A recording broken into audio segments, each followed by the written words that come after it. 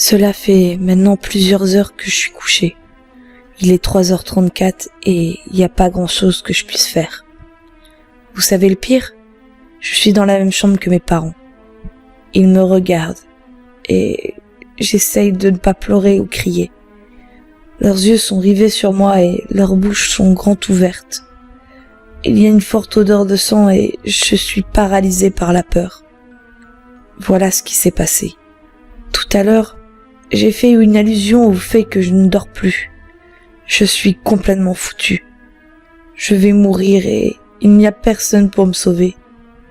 J'ai réfléchi à un moyen de m'en sortir, mais la seule idée que j'ai, c'est de me précipiter vers l'entrée et de crier à l'aide, en espérant que les voisins entendent. C'est risqué, mais si je reste ici, je vais sûrement mourir. Il attend que je me réveille pour voir son chef-d'œuvre. Vous vous demandez probablement ce qui se passe. Je me demande parfois la même chose. Environ 3 heures plus tôt, j'ai entendu crier dans la maison.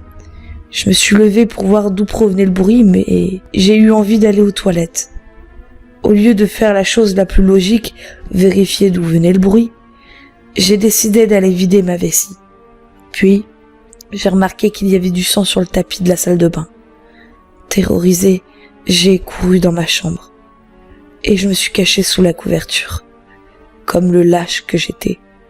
J'ai essayé de me rendormir, en me disant que c'était juste un rêve vraiment réaliste ou quelque chose comme ça.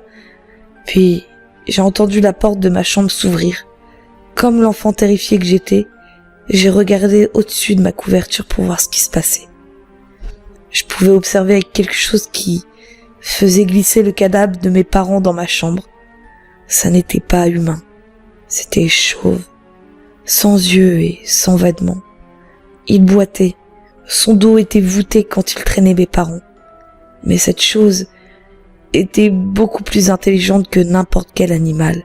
Il savait ce qu'il faisait. Il a déposé mon père sur mon lit et l'a tourné vers moi. Il a ensuite déposé ma mère sur une chaise et l'a également tournée face à moi. Il a ensuite frotté ses mains sur le mur avec le sang de mes parents. Et pour finir, il a griffonné un message sur le mur que je ne pouvais pas lire dans l'obscurité. Il s'est ensuite glissé sous mon lit. Et il patiente.